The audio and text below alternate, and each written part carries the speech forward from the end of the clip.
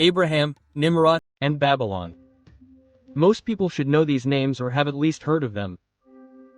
4,000 years ago, a powerful tyrant named Nimrod ruled the city of Babylon. At that time, the city of Babylon played a major role in the plain between the Tigris and Euphrates rivers in present-day Iraq and was the center of a flourishing civilization.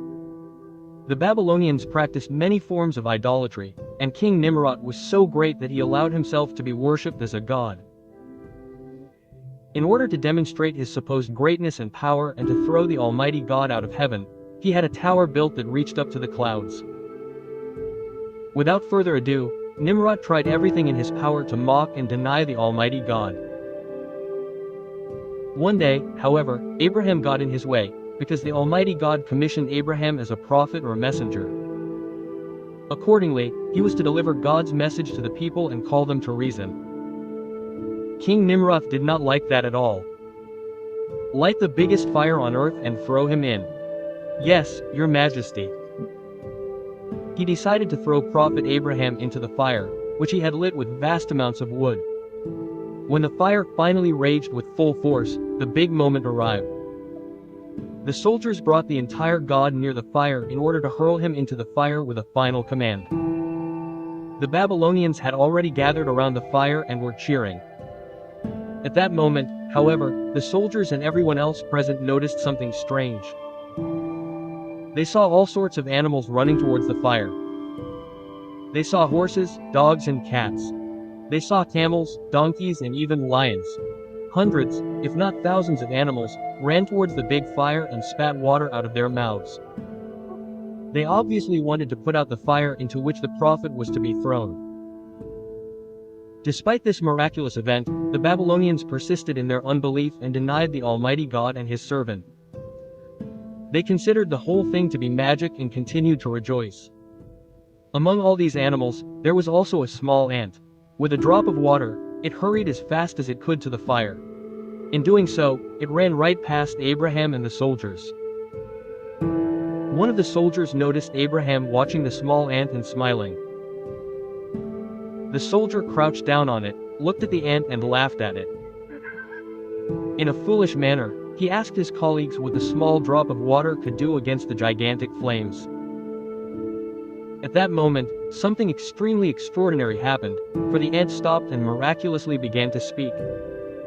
She said, "I know that it will hardly do any good.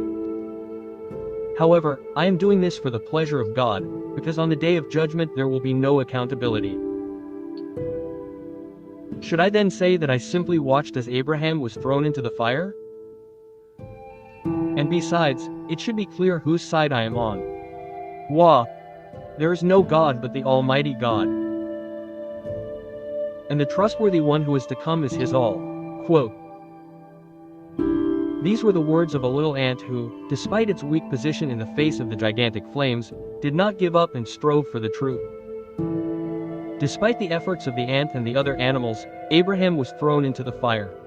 However, by a miracle of God, he did not feel the fire and remained unharmed.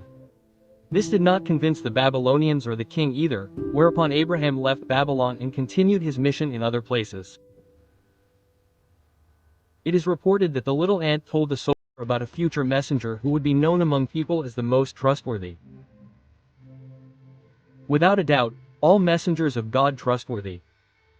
See 3,000 years after Abraham, Muhammad was born in Mecca, who was also commissioned by God as a messenger. Even before he was commissioned as a messenger, Muhammad was known primarily as the trustworthy one. He was so trustworthy that in Mecca he was called Muhammad al-Amin. In other words, Muhammad the trustworthy. Above all, a very special historical event supports Muhammad's trustworthiness. For after Muhammad was commissioned by God as a messenger, he climbed a hill and called the idolaters to him. When the idolaters heard the messenger's call, they rushed to him and gathered at the edge of the hill on which the prophet was standing. The prophet asked the idolaters whether they would believe him if he said that there was an army of horsemen behind this mountain that was about to attack them. Without hesitation, the idolaters said that they knew Muhammad as the trustworthy one and that they would undoubtedly believe him. When he heard the words, He proclaimed that he was the chosen one of Almighty God and called upon them to abandon their idols and worship Almighty God. This truthful call, however, was apparently too much to ask of the idolaters. They turned their backs on Muhammad and left the place without further ado. This was the beginning of a deep enmity between the idolaters and Islam. Nevertheless, in the end, the truth prevailed, and even today Islam is the fastest growing religion in the world.